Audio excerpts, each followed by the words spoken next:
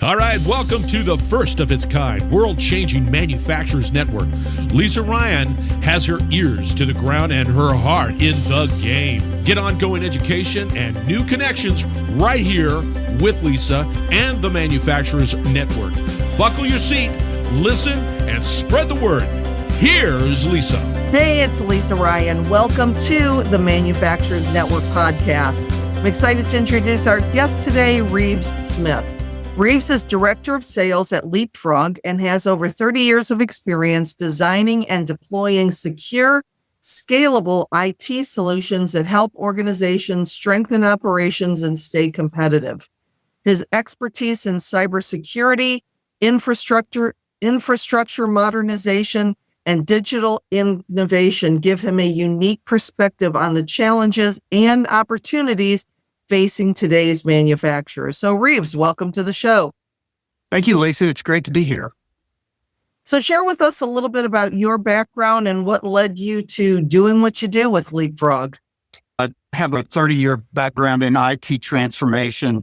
Started out as a consultant for one of the big four accounting firms and have always been involved in kind of the IT transformation, from ERP transformation to various other systems for large enterprise Fortune 100 companies. And gradually over time, I've focused more and more on small and mid-sized businesses, mainly because it allows you to continue to see everything that's going on. You get a broader view of what's going on. And actually, it seems like you get a chance to see a broader impact that you make on a company.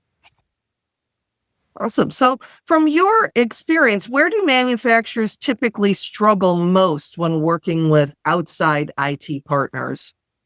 Yeah, I'll tell you, there's probably two different answers. One, when we get contacted by a prospective client, there's 4 or 5 challenges that they're facing, and that's why they're reaching out to us. One is, in a small and mid-sized businesses, they could have grown over a period of time, and their current business, their strategy for future growth just outstrips their current technology and their current IT resources. So they're in a position they need to grow, and they're being strangled by the IT environment they're living in. So that's one big challenge. The other thing may be that IT is changing so rapidly. Even if you have a great IT set of team members, it's hard to keep up with changing technology. In a small or mid-sized business, it's so costly to train and upskill resources, and it requires so much time. Many cases, they turn to a managed service provider because they have so many resources to depend on, and they're always skilled and certified. And then finally, I think the big challenge and the thing that brings clients to us is all around cybersecurity and cyber resilience. So the threats that are happening today and have been happening are simply overwhelming to a lot of small and mid-sized businesses and the executives there. So they're looking for a partner that understands that and can keep them safe and secure and keep them operating constantly. And it's funny because when it comes to cybersecurity, a lot of times people think that, I'm just a small manufacturing company. Nobody's going to bother me, or I'm just a medium manufacturer. They're going to go after the big guys. They're not going to go after me. So what are you seeing that kind of busts that myth? I'll give you one example of a client that is a client of ours now, and a company called us about 2 years ago, and there were 2 business partners and 50% owners in the company. They've been working for 20 years to build this company, and it was a multi-million dollar company. And they were the victim of what is called an impersonation attack. So it was actually a large corporation that was the cyber attackers infiltrated, but they impersonated this small company because there was a massive payment that was due to this small company for work they'd done. And so what happened was their systems were not secure. They were old and vulnerable. And so they literally thought they were going to go out of business when they called us. Mm-hmm. That payment would have completely put them out of business if, one, we were actually able to help stop the payment before it landed in the offshore bank account.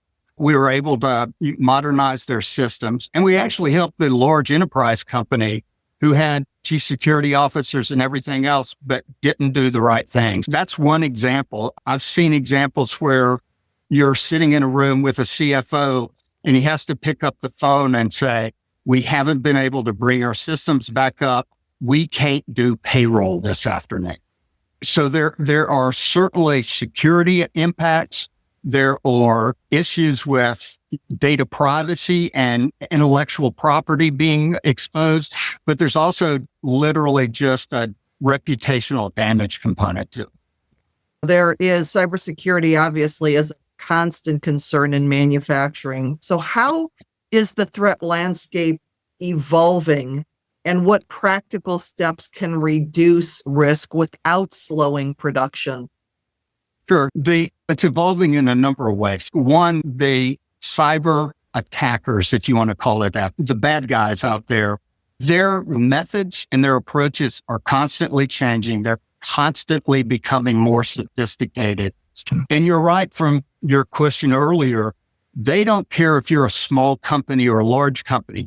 A lot of times they're not interested in the company they infiltrate. They're interested in their customers. So think about a healthcare organization or a nonprofit that has a benefactor that's worth multi-millions of dollars. They want to find out who that is and get the information on that benefactor or the patient. On one side, that's the challenge to it. You know what? I've lost my track here. If we can stop and just ask the question again. Sorry about that. Oh, that's okay. So cybersecurity is a constant concern in manufacturing, as we just talked about. So how is the threat landscape evolving, and what practical steps can reduce risk without slowing production? Sure. And I would say it's changing and evolving in several ways. One is the bad actors that are there, the people that are going out and attacking companies, their methods are becoming more sophisticated and expanding every single day. At the same time, the cybersecurity tools that are out there, the technologies that are used to monitor and manage this are constantly changing, trying to keep up with that. And then the other thing is, as manufacturing in this case grows and expands, the landscape that is under threat is expanding as well. So it's no longer centralized servers with data in one office or two offices. It is, Industry 4.0. It's IoT devices that are all over the manufacturing floor. It's laptop computers and mobile workforces that have things outside of there. And all of those things become a main threat and vulnerability point and a risk for the company. And so trying to keep all of that under wraps is a real challenge today for any company. Yeah, I know. It's funny because I think that I'm really smart when it comes to phishing emails, and some of them, I will tell you, I'm really tempted to click on, and I've gotten into the habit now if something looks suspicious, I just call the person. I don't respond to the email. I try to respond to the person not replying to the email, but creating a new email to the person. And the hacker got back and said, oh yeah, that's me. Just click on the thing. Yep. And because they had actually gotten into my friend's email account. So it's really scary. And for a solopreneur like me, or for manufacturers that, like you said, have all of their eggs in that basket, and they can lose it with really smart bad guys out there.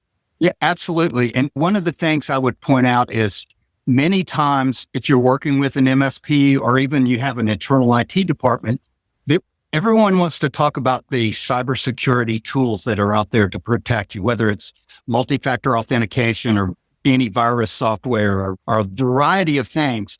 But the key to everything is really around people training, the weak link. So you can have antivirus software and you can capture and prevent some of those phishing emails and whatnot.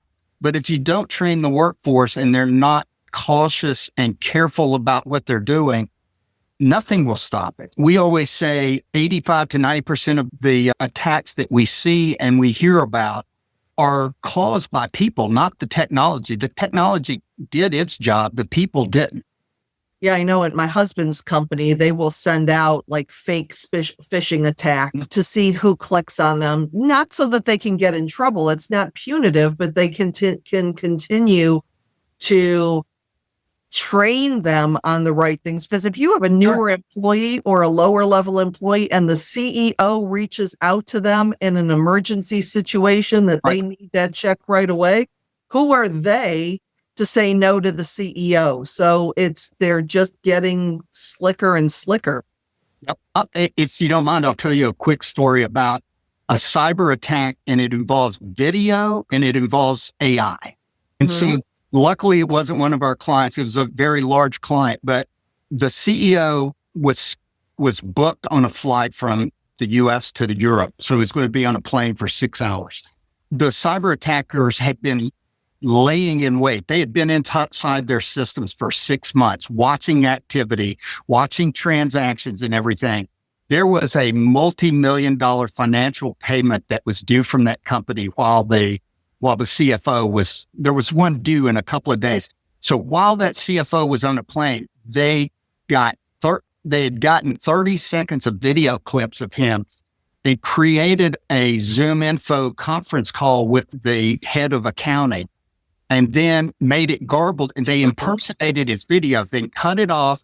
They impersonated his audio and said, look, video's bad. I'm going to audio only. And then said, look, we have a chance to save 10% on this entire transaction, but we've got to send it. Go ahead and write the check for this amount and wire it to this account number. They had seen video. The AI impersonated his video. It impersonated his voice. They couldn't validate it because he was on a plane and didn't think about that. They wired tens of millions of dollars to an offshore bank account, and that company lost it. Wow. I've seen that. I have several of my speaker friends that use avatars all day long for their video outreach, for their video training programs, and the avatars are good. I remember when they first came out and I played with one and it was just terrible. But now when my friends send me their avatars, I don't know if it's them or the avatar. Again, who do you, unless she's wearing the same outfit as she called me in last week. Sure. But for the most part, that is, so there's got to be some fail safes in that because those situations will come up. I think it's the rarity that something like that would come up. So it's almost better to risk upsetting the CEO to truly verify. But boy, that's getting harder and harder to do. And that comes back to, in addition to the IT technologies that are there, there's just pure governance, risk, and compliance. What policies are you going to have in place? What's an acceptable transaction? And in that case, and in a lot of others, there are policies that say no financial transaction or whatever else requires that sense of urgency. You must validate things over a certain dollar amount with multiple people regardless. It's just the only way to be safe. Yeah, that makes sense. Speaking of AI and Industry 4.0 are top priorities for many manufacturers, yet smaller operations often lag behind. So how ready are you seeing that small and mid-sized manufacturers are in adopting some of these technologies that can really help them and make them more productive? So I just returned home from a manufacturing distribution industry conference that was Saturday, Sunday, Monday, and Tuesday of this week, and a 4-day conference. And that was one of the questions I was asking a lot of the representatives. These were owners of small businesses, CFOs, COOs that were there, and then other users. And while you see a lot of success stories around AI and how manufacturers are using it in a very sophisticated way, small and mid-sized businesses are just sticking their foot in the water. They're trying to understand. For one, they don't understand it completely. Two, they don't have the financial resources to invest like a lot of large manufacturers. So they're trying to understand how to use it, what's the right way, and how they can invest their limited dollars in the best way possible. So almost one for one, they would say, we're investigating. We have a panel together that's researching and making recommendations. The one area that we tell clients that they should be doing is already, if you're there's AI embedded in many of your solutions and tools. So if you're a Microsoft-based user, there's Microsoft Copilot that is extremely powerful and good. Learn how to use that and start to use that in the ways that you're capable of doing. There's AI intelligence and tools embedded in manufacturing systems and in ERP systems and whatnot. So use those AI components before you try to take on a big, brand new case study that maybe give you extreme competitive advantage, but it's highly complicated to develop and maintain. That's where you start. As an MSP, what I would tell you, Lisa, is before you really can even start that, there is a basic foundation that you need to look at. In order to properly use AI, you need to have the right IT infrastructure in place. So if you don't have the right servers, laptops with the most current operating systems on them, you're not going to be able to run AI. It's just not going to be compatible with it. And at the same reason, if you don't have current up-to-date systems and hardware and operating systems, you're much more vulnerable for cybersecurity. But the right infrastructure is critical to that. The right training for your users.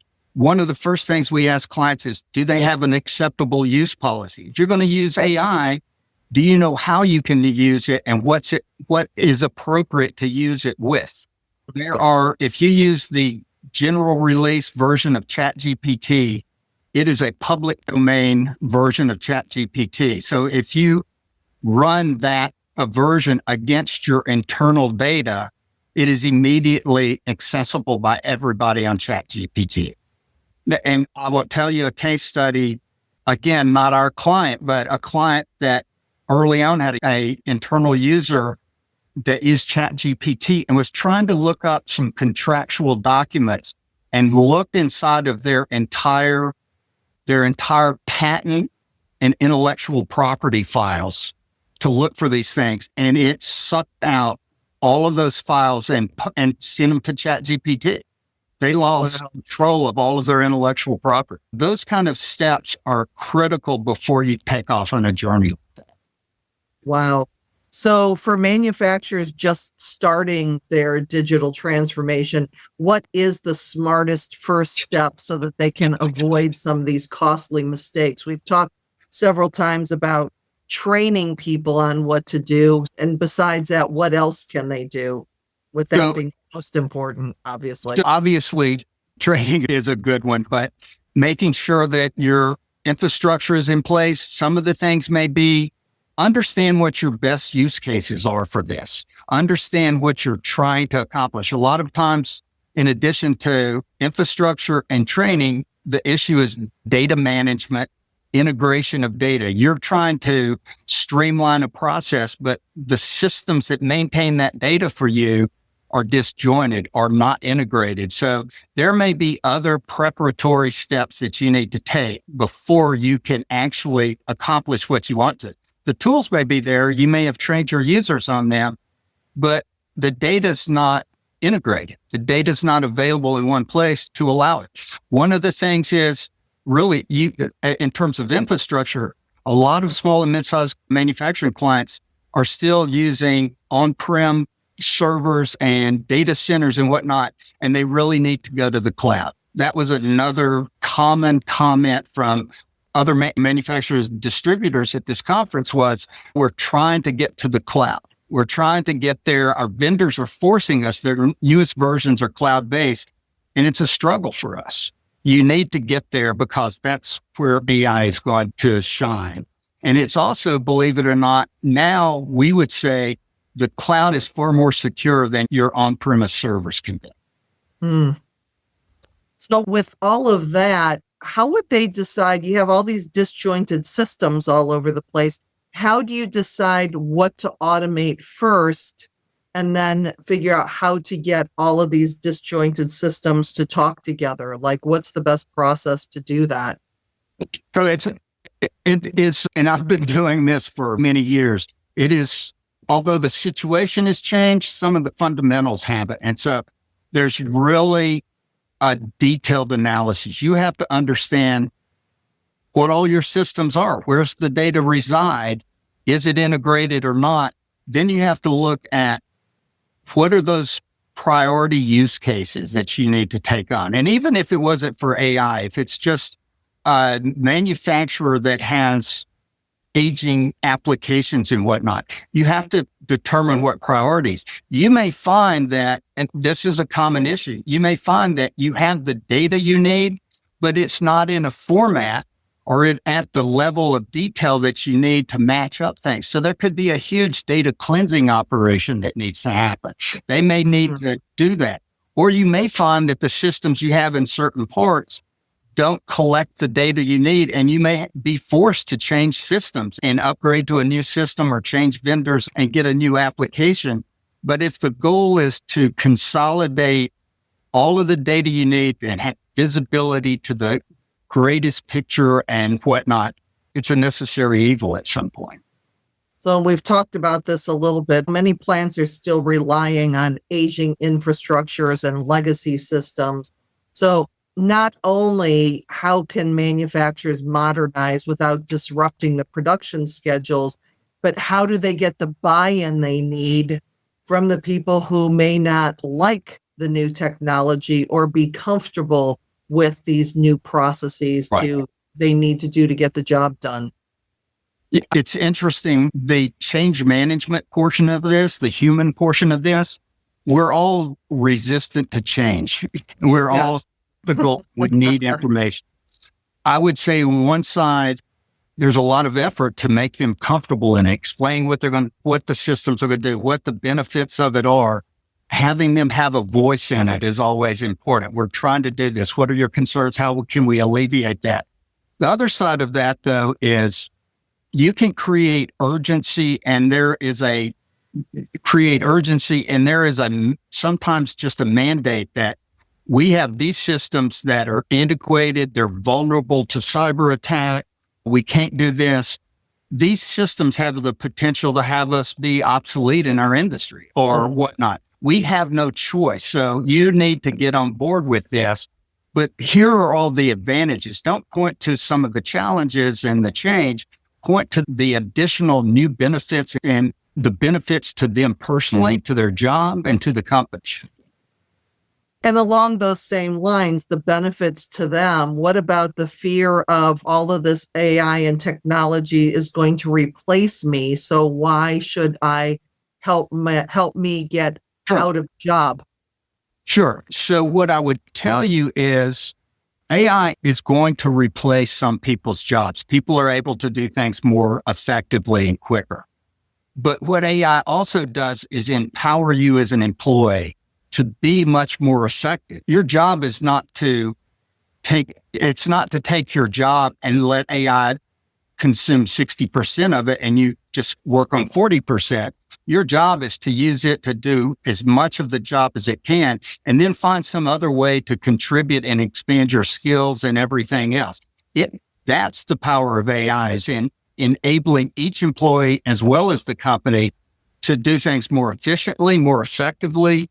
And then that allows the employee and the company to focus on more strategic activities. Okay. So as we're getting to the end of our time together, is there anything that I didn't ask you and should have, or additional information that you feel is important to share on this topic? I would thank you for your time. I've really enjoyed the conversation. I would say small and mid-sized businesses, I would recommend that they don't try to figure this out on their own. It is very complex. One of the benefits to an IT strategic partner or managed service provider is we've seen these challenges, issues in a lot of places, and we can advise you on different ways that you can solve the problem. That is really one of the advantages. Not only can we help run systems reliably and securely, but we can be a strategic partner that helps guide you on what do you do next? What's the best thing to invest in today? And trying to do that internally may be a good idea, but usually is not. So if somebody did want to continue the conversation with you, what's the best way to get in touch and how would you get the process started? Sure. So they can get in touch with me directly at reeves.smith at leapfrogservices.com, or they can go to our website at leapfrogservices.com and just hit the button, the contact button, and send a question, and I'll receive that question that way as well. And I would love to speak to anybody that's interested in some of the things we talked about, or someone else on our sales support staff would be happy to do that. And then the other thing is, how do we get started? A lot of times it's a conversation on what their concerns are, what we've done. It's a conversation around some kind of assessment. So this can start out with us coming in and interviewing several people and doing an assessment to understand where you really stand today and what we think the right tasks are for you. It doesn't have to be a big, long, drawn out project. It can be 1 to 2 weeks of effort to give someone a better feel for where they stand versus other companies we see. Okay. Reeves, thank you so much for joining me today. It's been a great conversation. Thank you, Lisa. I've really enjoyed it as well. Have a great afternoon. Thanks. I'm Lisa Ryan, and this is the Manufacturers Network Podcast. We'll see you next time. Thanks for listening to the Manufacturers Network Podcast. Do me a favor and share this podcast with your friends and colleagues so we can grow this network and connect more fantastic folks just like you. You can either send your buddies to the website at manufacturers-network.com or share the Manufacturers Network podcast on your LinkedIn, Facebook, Twitter, Instagram, or wherever you and your industry friends hang out. The bigger and faster we grow the network, the stronger and deeper the community we'll all have.